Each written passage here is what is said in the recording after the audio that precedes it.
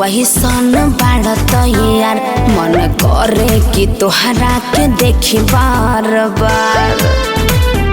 अरे सुनो करी फैशन तू वही सन बाड़त यार, मन करे कि तोहरा के देखी बार बार। तोहरा अंदर एगो बढ़िया फील भइल, एगो शौक बा हमार कोनो बीच बा तोहार, लागता भी कोनो दोसरे मिल गइल।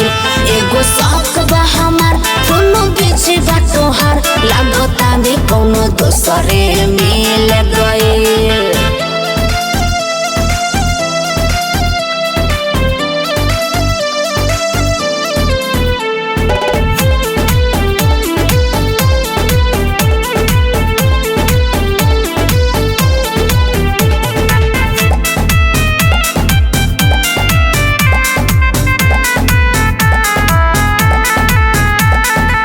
जाई के बहराए धैल कमन नासा, बानी कटरीना तो बोझो हेला बिही पासा, तो बोझो हेला बिही पासा।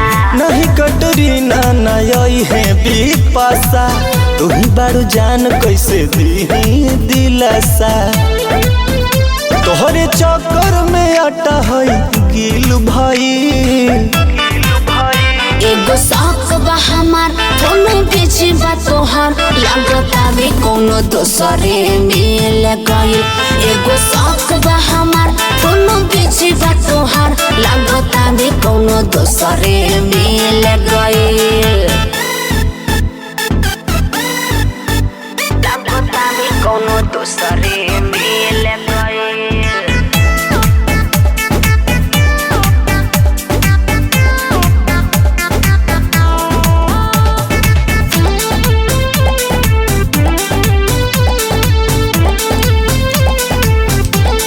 सुना बोलेला ऐसे जैसे चढ़ल बा दारू, कहेला जान बोला का कहा तारू, बोला का कहा तारू। कह सुनील के बनल जल्दी साढ़ू, बनी तैयार हम रेडी तू बाड़ू।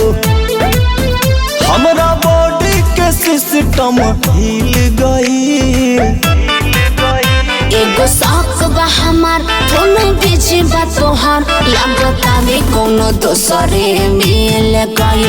एगो शौक बा हमार कोनो बीच बा तोहार, लागता भी कोनो दोसरे मिल गइल।